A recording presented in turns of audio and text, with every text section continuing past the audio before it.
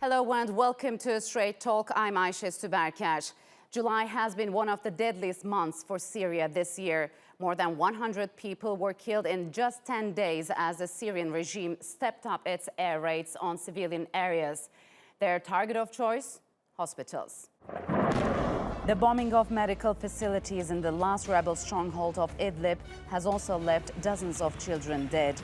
The indiscriminate targeting of civilians was enough for the UN Secretary General Antonio Guterres. He said the United Nations would launch an investigation into the attacks on health facilities and other civilian areas. Just hours after that statement, the Syrian regime offered a conditional truce in the country's last rebel bastion. The offer came during the latest round of Syrian peace talks that were taking place in the Kazakh capital, Nur-Sultan. The head of the Syrian opposition delegation, who was attending the talks, said later that the opposition had reached a ceasefire deal with the regime. After long discussions and difficult negotiations, we thank God that we have reached an agreement on a ceasefire which will stop this crime of the century, with assurances from the guarantor countries that the deal will be applied. The Syrian regime stepped up its offensive against Idlib in April. According to the United Nations, the constant bombardment has forced more than 400,000 people to flee.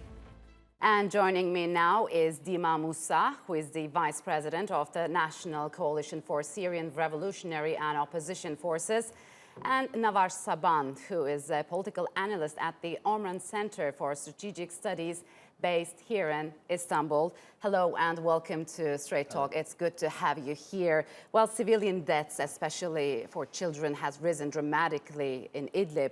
And the regime says the attacks were in response to the violations of ceasefire.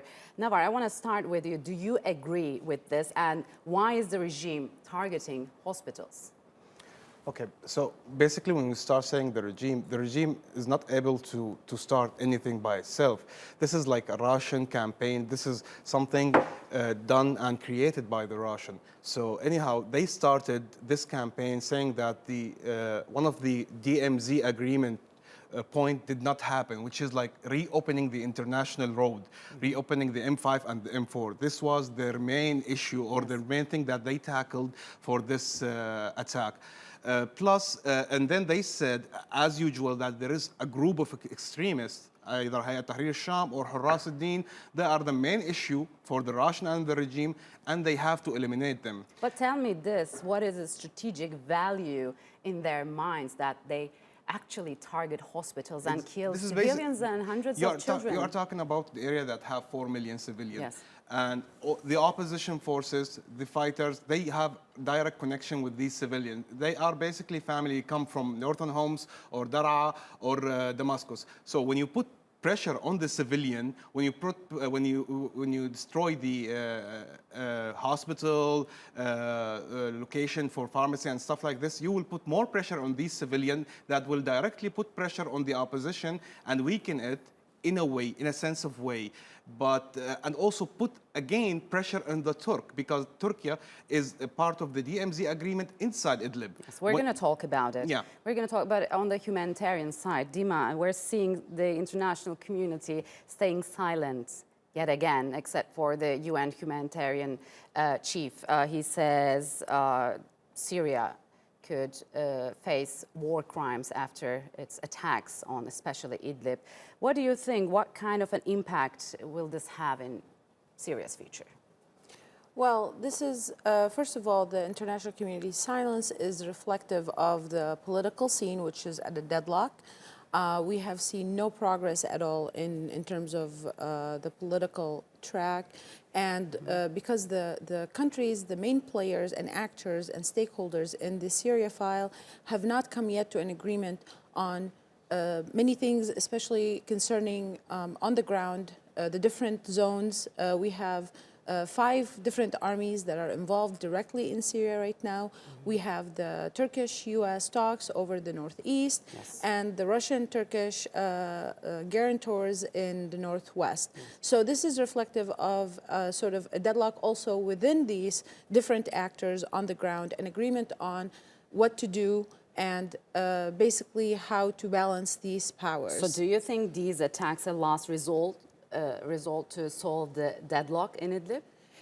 The Russians are looking at it as a way to pressure the different actors, at least we're talking here about the US and Turkey, and also indirectly the opposition to give in politically. And also we are looking, but this has failed before. This is not, and obviously as we saw from in the UN Security Council session happened, this is all being tagged and tallied, and this is not the first time that we're talking about accountability and the regime and its allies committing war crimes in Syria, but as long as there's no action, it stays merely on paper, and it's useless. And I think one of the reasons the Mr. Lockwood talked about this is because they feel some responsibility. The positions of a lot of these hospitals and schools were given to be avoided from shelling. And now they are directly targeting these points. So, Navar, where is this crisis headed now? And Idlib, we're talking about Idlib. They say it is the last stronghold in the Syrian conflict. Is it? This is the last area after the failing of the agreement that the Russian did with the northern Homs area and also Damascus. So basically, yes, this is the last stronghold for 4 million civilian, up to 4 million civilian. They don't have any B plan. That's why we saw a lot of organized defenses from the opposition forces just to block the Russian and the regime attack. Basically, these civilian, they don't have a B plan. What I mean, they cannot go to Afrin and Euphrates Shield. These two areas cannot handle more people, and their security situation is all critical. Plus, the Turk cannot accept more people with all the dilemma that's happening right now. So basically, this is the Russian will put more pressure, will keep attacking more, targeting civilian location so far from the battlefront, just like what they did in Ma'arat Nu'man, Kafar Nubbul. They are targeting locations that are very far from the battlefront just to put more pressure on the Turkish side, just to put more pressure on the civilian. But this hundreds is the main of target. thousands of people are escaping to the north. To the north. Yes, This is close to the Turkish border. So. At the time being, they are escaping to the north. There is some organized camp for them. This is like, they are saying that it's a temporary solution, but if the campaign continued with this intensity from the Russian, it will directly then affect the Turk. Either civilian will try to go to Afrin or even to Turkey in illegal way. They need to survive. They need, So, Dima, do you believe this campaign will intensify in the coming period? I don't think it's to anybody's benefit for this campaign to continue. As we have seen, without the Russian support, the regime could have not carried this on. And even with the Russian support and coverage from aerially with bombardment, the regime has not made any true gains. There was a lot of resilience from the opposition groups on the ground, and supported by the Turkish guarantor, and also there was some US support. But what we're lacking right now is any action from the Europeans, and in fact, the EU has had a negative impact here by pulling a lot of the assistance, the humanitarian assistance, and stopping a lot of their programming in this area, which has had a negative impact. But this is not sustainable, and I think a solution needs to be found.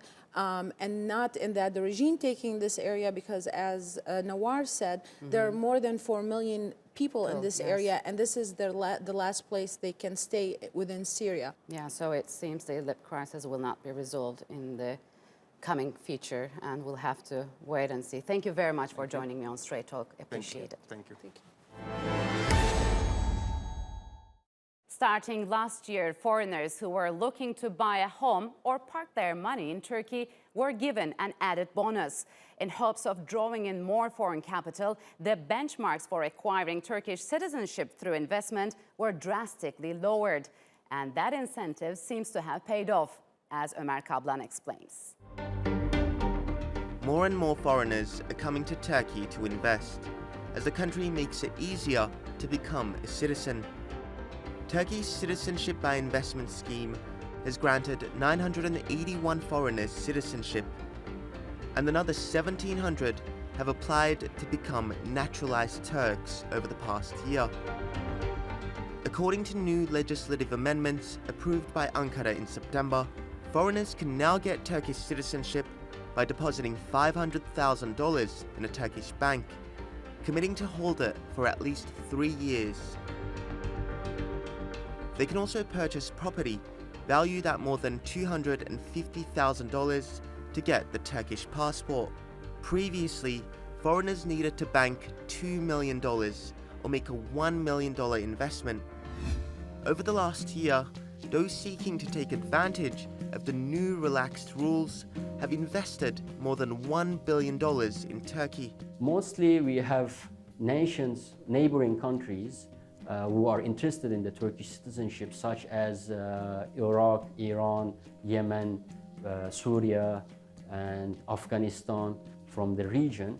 And they are interested in the Turkish citizenship as maybe because they have insecurity in their country or instability, so they are looking for second investment. Iranians top the list of foreigners who have used the scheme to obtain Turkish citizenship, followed by Iraqis, Yemenis, Afghans, and Syrians. Data from the Turkish Statistical Institute, commonly known as Turkstat, shows that foreign property purchases have also soared in recent months. In the first half of 2019 alone, nearly 20,000 properties worth $3 billion were sold to foreigners, which is 67% higher compared to the same period a year ago. Running a business in the country becomes much easier once you have a Turkish passport.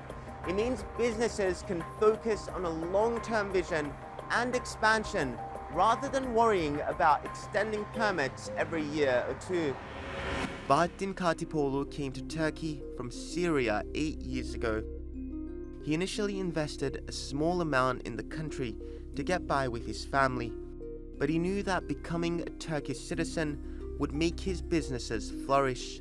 So he decided to make a larger investment and bought a factory that manufactures socks. After you take the advantage of the passport, Turkish passport, and you became more relaxed about everything, about your civil life and also about special for traveling. I feel that's more relaxed Turkey, beautiful country, and also you could to find a lot of advantage for the business, for the life, for everything. And the future is very optimistic. And according to other investors, the Turkish passport isn't the only drawcard. There are a number of incentives that come with having a Turkish citizenship in terms of relationships, in terms of lines of credit, pursuing lines of credit within Turkish or through Turkish banks, and frankly in terms of the way that you are perceived as an investor, as someone who is seriously invested in Turkey and the Turkish culture and the Turkish business future. Turkey's decision to relax the citizenship rules came at a time when the country's economy was going through a troubled period.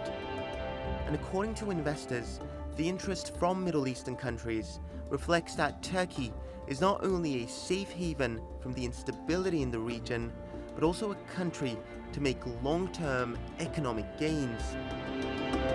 Omar Kaplan, Straight Talk. And joining me now is Ömer Faruk Akbal, who is the chairman of the Turkey-Jordan Business Council here in Istanbul, and Necmettin Kaymaz, who is the chief project director at Invest in Turkey, which is also based in Istanbul. Gentlemen, welcome to Straight Talk. It's good to have you on the set. So Turkey loosened investment requirements for foreigners to obtain Turkish passports, and many have signed up. Faruk, I want to start with you. How have the results been so far? Actually, Turkey has been always a very important location for the international investments, especially for real estate investments. Turkey is doing a really good job. Recently, we have achieved more than 70% higher than 2018 in the first half of the year in 2019. But when you compare with these numbers, the countries that Turkey is competing, just like European countries, just like UK, Spain, or UAE. When you compare with these countries, Turkey has a lot of more way to progress. I believe some EU countries generated like 25 billion euros in the last 10 years. So what do you say? Are these figures better than expected in your point? These figures are important for us that it's showing a progress. So it's going well. But when you compare what is the achievement, real achievements for Turkey, especially the potential of Turkey is here very important. When you are speaking about the 80 million population with a growing economy in terms of location, geographical situation, and all the cultural and historical potential that Turkey has, when you look at from this perspective to the numbers, it's not enough. Yeah, okay. So it's quite a new project, by the way, definitely. Right? So Necmettin, is this a temporary policy or it will become permanent? Well, in fact, it is not a temporary, it's not a new, and it is an old policy, and it has been a policy which has been followed by the government over the past 15, 16 years, you know. When we look at the... But its promotion just started like that, no, right? It was always in a progress, you know, and we started in 2003 to improve our investment climate in order to attract investment into real estate, in property markets into Turkey. And then we saw back in 2003, $1 billion investment coming from just from property purchases. Then the government further in 2012 made a new amendment to the existing legislation in order to attract more investment into property sector. And that was the reciprocity principle requirement was significantly loosened so that we can attract more property buyers from all around the world. And then in 2017, citizenship was granted for real estate buyers and as well as for some investors. And then further in 2018, the government again reduced the requirements for real estate purchase for other investment types, and the government is committed to attract foreign direct investment into Turkey. Yeah, we're going to get on that. Definitely. Because it's very important to have a foreign direct investment in Turkey. But Faruk, I understand this policy will stay in place and the numbers will continue to rise. So what sorts of long-term trends we're likely to see? I'm again going to give an example from the Europe. When you look at the UK, the 10% of the property investments are through the foreigners. It has been done. Yes. So this number is almost less than 1% of the properties are owned by foreigners in Turkey. So when you look at from this perspective, so I believe that we have potential to reach 10% of properties to be invested by foreigners, which is very important for us to bring the directly the investments to Turkey. You know, so Iranians made up the largest group of investors who were granted Turkish citizenship as we look. So could U.S. sanctions because of this, and why people from Iran, Iraq, of course, Yemen, Afghanistan, and Syria choose Turkey? There are many reasons to choose Turkey, but first and foremost, I think Turkey itself is an attractive destination for many nationals from around the world to invest in and to buy property. As regards with the nationals from Middle Eastern countries, but there might be some reasons, as you mentioned, but there are also countries, nationals from other countries, from China, from UK, from other countries are also investing in Turkey, and also some of them are also acquiring and applying for citizenship. There are many reasons. I think it's a whole package. You know, it's the country itself, its people, its culture, it's the investment ecosystem, as well as it is integration with the rest of the world. So, I mean, we see these investors are not just looking for a Turkish passport or Turkish citizenship, and they are thinking in the long term. If they are thinking in the long term, what kind of opportunities Turkey offers? Now, first, as Faruk said, you know, Turkey is a large country with 82 million people.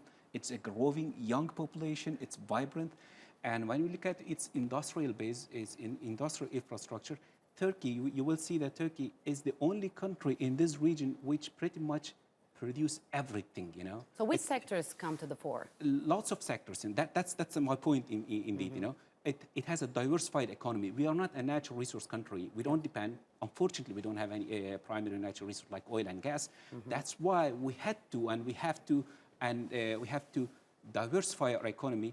But it's not a new process. It started decades ago, and now we are seeing the consequence of those policies. And that's why we're seeing, for example, Turkey is one of the largest manufacturer of automotive manufacturer in the world. It's also one of the largest manufacturer of electrical machinery. It's active in other areas, aerospace, defense, real estate, as we are talking about infrastructure, finance. It's a well-diversified economy, and it's also well-integrated with the rest of the world, with the European in terms of legislation. It has aligned its business legislation with the international standards and norms. So, Faruk, in the first half of 2019 alone, properties worth $3 billion were sold to foreigners. So what kind of an impact it had on the market? Which is equal to almost 20,000 units. When you compare with the when the expectation for second half of the year is always more than the first half of the year. So when we look at these numbers, we are expecting more than 50,000 units to be sold to purchased by the foreigners. So you think that this trend will continue? Yeah, the total revenue also, it's expected to be more than $6 billion. So, gentlemen, thank you very much for joining me on Straight Talk. Appreciate it a lot. Thank you. A mosque in Istanbul has become a sanctuary for the city's homeless. Usually a place of worship, the Selime Hatun Mosque is at the forefront of efforts to help those who are sleeping rough. The mosque's Imam is on a mission to provide them with basic needs. But as Britt Clennett reports, he is also battling a stigma attached to the people who are homeless. It's Saturday morning and a group of men are gathering outside this 17th century mosque in Istanbul's Beyoğlu district. Though in different circumstances, somehow, in some way, they've each ended up on the city's streets without shelter and have come here for help. At 10 o'clock sharp, the Imam of the Selime Hatun Mosque, Osman Gökrum, gestures for them to enter to try on clothes donated by the community. There's a little commotion as they pick out which items are a good fit. But putting a shirt on their backs is just one part of the program designed by Gökrum.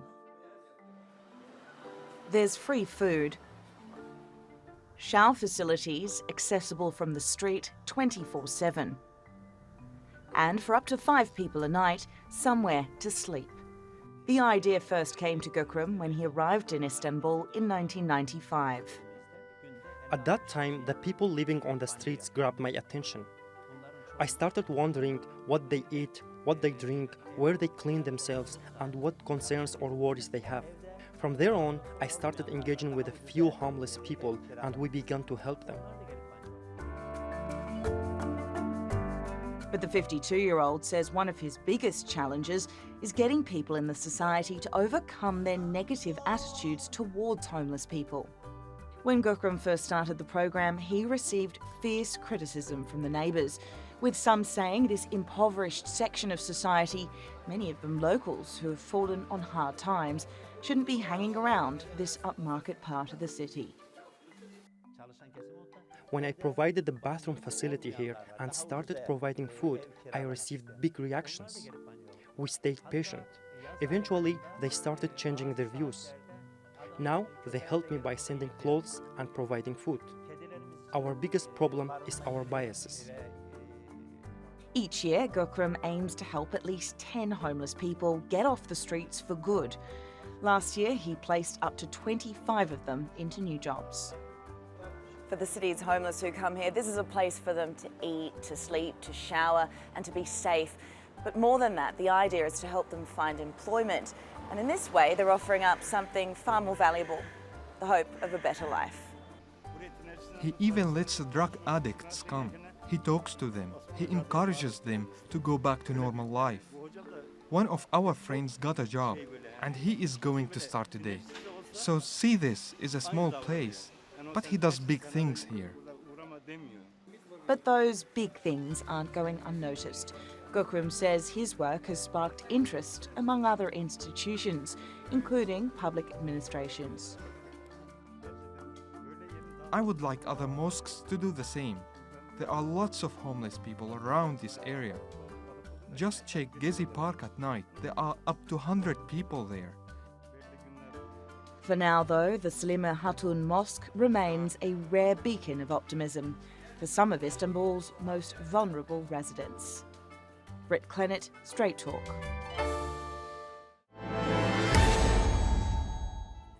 And that's all for this edition of Straight Talk with me, Ayşe Süberker. If you've got any comments, do share them with us on Twitter with the hashtag Straight Talk. Also, don't forget to subscribe to our YouTube channel. Until next time, take care and goodbye.